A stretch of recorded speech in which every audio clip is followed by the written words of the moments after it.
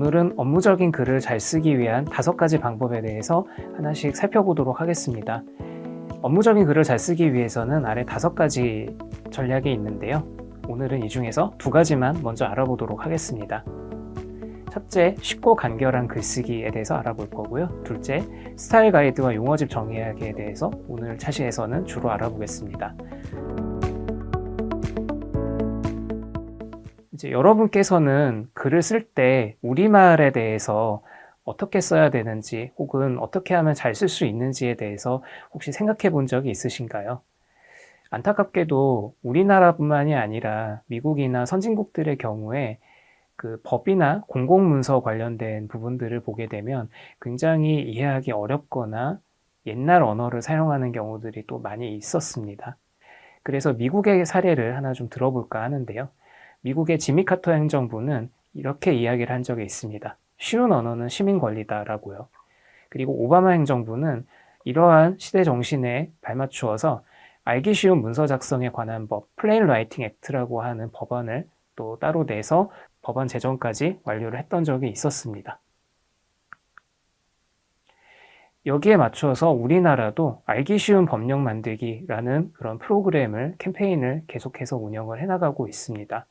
그래서 국민 누구나 쉽게 읽고 이해할 수 있도록 한자어나 일본식 용어나 전문 용어들로 가득 차 있는 법률 용어집을 알기 쉽고 순 우리말로 가능한 한 최대한 바꾸어서 오해 없이 최대한 객관적인 정보를 전달할 수 있도록 그렇게 만들고자 하는 캠페인을 지속적으로 추진을 하고 있는 중입니다. 네, 그래서 이와 같은 어려운 용어를 사용을 많이 하게 된 이유는 잠시 말씀드렸던 것처럼 전문성이나 공식성, 정확성, 통일성이라는 이런 4가지 요소를 만족시키기 위한 목적으로 많이 사용이 되어 왔었습니다. 그러나 이렇게 사용할 경우에 독자를 충분히 고려하지 않았을 가능성이 높아집니다. 그러다 보니 뜻을 파악하기가 어렵고 때로는 어휘를 잘못 사용하는 일도 많이 늘어난다는 것을 알 수가 있는데요. 동시에 대상 독자에 대한 정확한 이해나 분석 없이 관성적으로 문장을 작성하게 되는 그런 오류도 자주 범하게 됩니다. 나쁜 예를 하나 들어보겠습니다. 요양기관에서 수신자에게 비급여로 경구약을 처방하였습니다. 3차 의료기관에서 기왕력 확인 및 추가 치료가 필요한 것으로 보입니다. 네, 어떠신가요? 굉장히 알기 어려운 그런 단어들을 많이 사용하고 있다는 것을 볼 수가 있습니다. 반면에 이 문장을 조금 길이가 늘어나긴 하지만 좀 더 알기 쉽게 고쳤으면 이렇게 쓸 수 있을 것입니다. 요양기관에서 한 환자에게 비보험 항목이 경구약을 처방했습니다. 상급병원에서 이 환자의 병력을 다시 확인하고 추가 치료가 필요한 것으로 보입니다. 이와 같이 좀 더 알기 쉽고 쉬운 말로 가다듬어서 쓸 수 있는 것을 잘 알 수 있습니다. 네, 그래서 이처럼 그 어려운 한자 용어나 일본식 표현들을 우리가 생각지도 않게 많이 남발하는 경우가 많습니다. 또 비슷한 예로 기입하다, 자길, 금일, 명일과 같은 표현들을 많이 사용하는 것도 볼 수가 있고요. 또 어떤 경우에 요망합니다 라는 표현을 쓰는 경우도 많이 접해보셨을 겁니다. 모두 우리말로 고쳐 쓸 수 있는 표현들이죠. 기입하다라는 말은 쓰다라는 표현으로, 자길, 금일, 명일은 어제, 오늘, 내일, 그리고 요망합니다는 바랍니다로 이제 순화해서 얼마든지 쓸 수 있는 표현입니다. 일본어 투 표현을 또 우리가 많이 남발하는 경우가 있는데요. 무엇무엇에 관하여 혹은 대하여라는 표현을 일본어 원어에 그렇게 쓰여 있었기 때문에 기계적으로 번역을 해서 그대로 이어붙이는 경우들이 또 많이 있습니다. 그런데 문맥에 따라서는 이 관하여나 대하여 같은 표현은 굳이 쓰지 않아도 자연스럽게 문장을 완성할 수 있는 경우가 많기 때문에 이와 같은 일본어 투의 번역 투 표현이나 혹은 영어 번역을 그대로 가지고 와서 표기한 부분은 없는지, 그렇게 관습적으로 붙여서 이제 번역체를 사용하고 있진 않은지 이런 부분들을 잘 살피시면 좋을 것 같습니다. 그리고 간결한 글쓰기가 중요하다라고 말씀드릴 수 있겠는데요. 우리가 개발자로서 코드를 작성할 때 적은 수의 변수와 코드를 사용해서 이해하기가 쉽고 정확하면서도 빠르게 동작하는 코드를 작성하기 위해 항상 노력하는 것을 우리 모두는 잘 알고 있죠. 여기 화면에 나와 있는 것처럼 좋은 예와 나쁜 예를 각각 예로 들어보면, 좋은 예에서는 패턴 매칭을 사용을 해서 이 OBJ라고 하는 추상 타입의 변수를 이제 각각 타입에 따라서 조건이 어떨 때 이러한 그 값으로 반환을 해주세요. 혹은 이런 동작을 해주세요라고 하는 것을 굉장히 깔끔하게 라인 바이 라인으로 정의를 해놓은 것을 볼 수가 있죠. 하지만 뭐 이러한 문법을 쓸 수가 없어서 부득이하게 내려가는 경우가 아니라고 하면 나쁜 예처럼 장황하게 쓰는 것은 보통 권장하지 않는 경우가 많습니다. 그래서 라인 수를 줄이고 적게 작성하면서도 빠르게 동작할 수 있는 코드를 만들 수 있다는 것을 인지하고 있다면 항상 그렇게 만드는 노력을 하듯 글쓰기에 있어서도 간결한 글쓰기를 항상 추구하는 것이 꼭 필요한 자세라고 할 수 있겠습니다. 예를 하나 들어볼게요. 이런 문장이 있다고 가정해 보겠습니다. 내 인생 최고의 책을 꼽으라고 한다면 주저하지 않고 오체 불만족을 택하겠다. 어떤 의미인지 이해는 잘 됩니다만 이렇게까지 문장이 길 필요가 있을까요? 이렇게 줄일 수 있습니다. 내 인생 최고의 책은 오체 불만족이다. 즉 무엇을 꼽으라고 한다면 주저하지 않고와 무엇을 택하겠다라고 하는 표현은 사실 이 문장의 핵심 성분은 아닙니다. 그냥 꾸민말일 뿐인 거거든요. 그래서 이런 꾸민말을 생략하고 내 인생 최고의 책은 오체 불만족이다 라고 간결하게 글을 쓸 수가 있는 것입니다. 또 다른 예를 하나 들어볼게요. 건강에 대한 문제는 생존에 대한 문제와도 직접 연결되는 부분이다 라는 문장이 있는데요. 무엇에 대한 그리고 무엇과도 직접 연결되는 부분과 같은 이런 꾸민말을 제외를 하고 핵심은 건강 문제는 곧 생존 문제이다 라는 것을 알 수가 있습니다. 그래서 같은 사실이나 정보 전달을 가능한 적은 개수의 어절로 달성하는 것이 좋다고 말할 수가 있고요. 문장이 뜻하는 바가 무엇인지 이렇게 쓴다면 독자가 좀 더 빠르게 알 수가 있죠. 적은 글자 수로 빠르게 의미를 전달할 수 있는 것이죠. 그리고 작성자 입장에서는 이렇게 간결하게 쓴다면 글을 유지 관리하는 데 드는 비용과 노력도 훨씬 줄일 수가 있습니다. 그리고 문장을 길게 늘려 쓰거나 이어붙이기 위한 복문을 만들기 위한 표현은 되도록 남발하지 않도록 항상 신경 쓰셔야겠습니다. 하나의 문장에는 하나의 내용만 담을 수 있도록 항상 고려해야 하고요. 그리고 여러 이야기를 하고 싶을 때는 복문을 쓰시는 것이 아니라 문장을 나누어 쓰는 그런 전략을 항상 생각하셔야 되겠습니다. 또 다른 예제를 하나 볼게요. 위젯 매니저 클래스 개요라고 하는 그런 문단의 내용을 지금 보고 계신데요. 이 라이브러리의 1.0.3 버전에 들어간 위젯 매니저 클래스는 이런저런 얘기를 하고 그 다음에 애플리케이션 내에서 위젯의 생성, 수정, 삭제 등을 쉽게 할 수 있습니다 라고 굉장히 많은 내용을 한 방에 이렇게 문장 하나로 이제 표현을 하려고 했던 것을 볼 수가 있는데요. 어떠신가요? 무엇을 말하는지는 알겠는데 이해하기가 쉽지가 않은 점이 있습니다. 그럼 이것을 불필요한 문장 성분을 다 제외하고 핵심만 남겨서 정의를 한다면 어떻게 될까요? 이렇게 정리할 수 있습니다.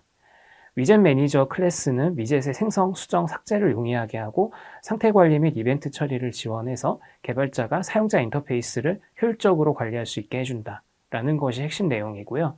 사실 라이브러리 버전 몇 채 들어갔다라던가 혹은 기타 여러 가지 꾸민 표현이라던가 이런 것들은 꾸민 표현은 삭제를 하는 것이 맞고 라이브러리의 어느 버전에서 이 클래스가 새로 들어갔는가라고 하는 것은 소개에 들어갈 내용이라기보다는 릴리즈 노트라던가 다른 위치에서 혹은 참고자료 노트에서 언급이 되는 것이 조금 더 정보를 잘 전달할 수 있는 방법이다라고 생각해 볼 수 있겠습니다.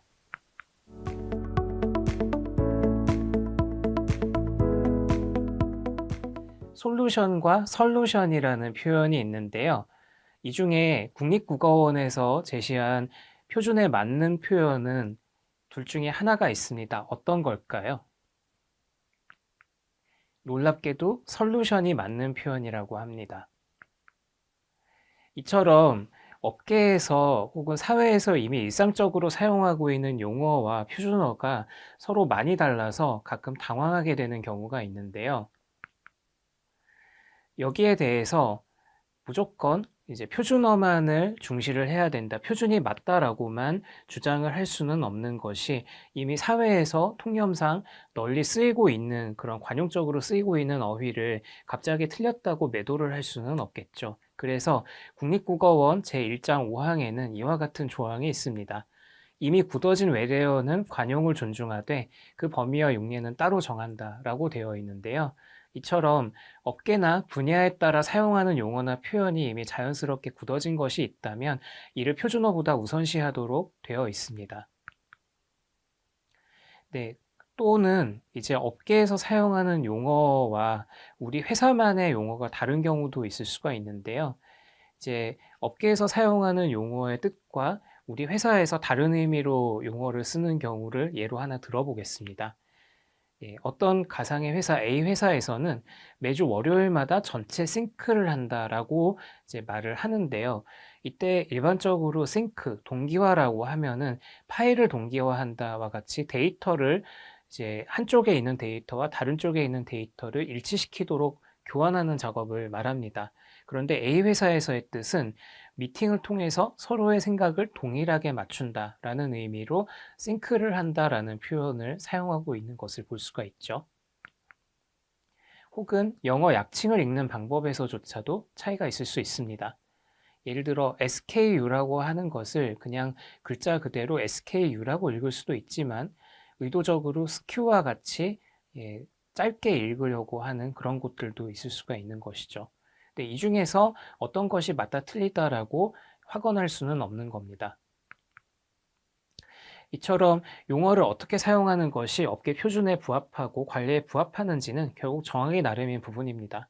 그러나 이런 부분이 상황에 따라서 사람에 따라서 그때그때 달라지게 되면 굉장한 혼란이 초래가 될 수 있기 때문에 일종의 규정집을 만들 수가 있습니다.